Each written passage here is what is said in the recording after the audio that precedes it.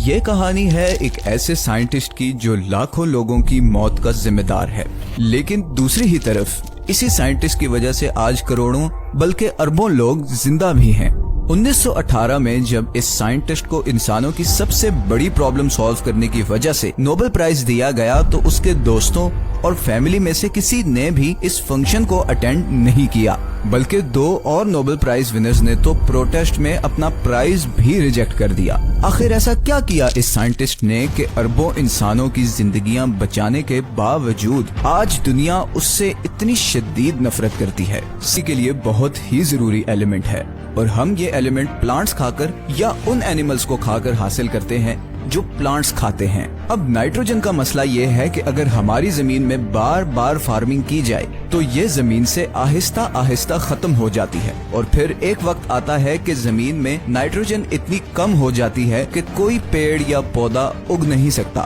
یہی ہوا تھا ہماری دنیا کے ساتھ 19ویں صدی میں، جب آبادی مسلسل بڑھ رہی تھی اور زمین میں موجود نائٹروجن کی سپلائی ختم ہونے کے قریب تھی، اور اسی وجہ سے مشہور کیمسٹ ولیم کروکس نے 1898 میں پریڈکشن کی کہ اگر زمین میں کم ہوتی نائٹروجن کا حل نہ نکالا گیا تو اگلے 30 سال میں آدھی سے زیادہ دنیا بھوک سے مر جائے گی۔ کروکس کے مطابق اس پرابلم کا حل صرف اور صرف کوئی کیمسٹ ہی نکال سکتا تھا۔ اب ویسے تو ہماری ہوا میں 78% نائٹروجن ہے، مگر وہ اس فارم میں ہوتی ہے جسے پلانٹس یا اینیملز استعمال نہیں کر سکتے، اور آرٹیفیشلی نائٹروجن پیدا کرنا کوئی آسان کام نہیں۔ اس کے لیے نائٹروجن گیس میں موجود 2 نائٹروجن ایٹمز کو ایک دوسرے سے علیحدہ کرنا پڑتا ہے تاکہ امونیا بنایا جا سکے، جو کہ ایک ایسا فرٹیلائزر مالیکیول ہے کہ جس کے ذریعے آپ بہت زیادہ خوراک پیدا کر سکتے ہیں۔ مگر کئی 100 سال تک مسلسل کوشش کے باوجود کوئی بھی سائنٹسٹ یہ کام نہیں کر پایا،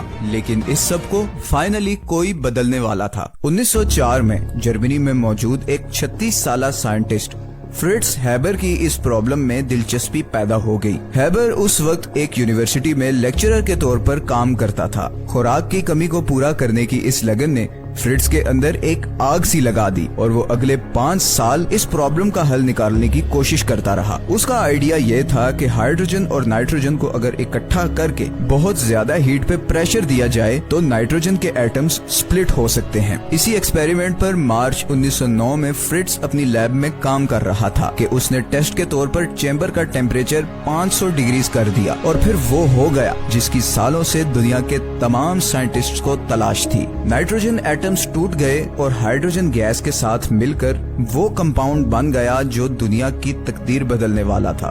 اس کمپاؤنڈ کا نام ہے امونیا۔ پورے جرمنی میں ہیبر کی دھوم مچ گئی۔ جرمنی کی سب سے بڑی کیمیکل کمپنی BASF نے اس سے اس پروسیس کے رائٹس حاصل کر لیے، اور ہیبر راتوں رات امیر بن گیا۔ 4 سال کے اندر ہی اس کمپنی نے روزانہ 5 ٹن امونیا بنانا شروع کر دیا۔ اس فرٹیلائزر کے ذریعے اسی پرانی زمین پر کسانوں نے پہلے کی بنسبت 4 گنا زیادہ کھانا اگانا شروع کر دیا، اور اس کے نتیجے میں دنیا کی آبادی چند سالوں میں ہی 4 گنا بڑھ گئی۔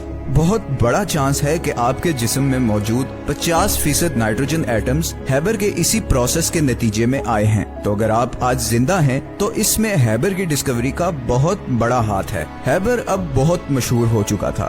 دنیا کے بڑے بڑے سائنٹسٹ جیسے کہ میکس پلانک، میکس بورن اور البرٹ آئنسٹائن کے ساتھ اس کا اٹھنا بیٹھنا تھا، لیکن یہیں پہ اس کہانی پہ وہ موڑ آنے والا ہے جس نے ہیبر کو دنیا کا ناپسندیدہ ترین آدمی بنا دیا۔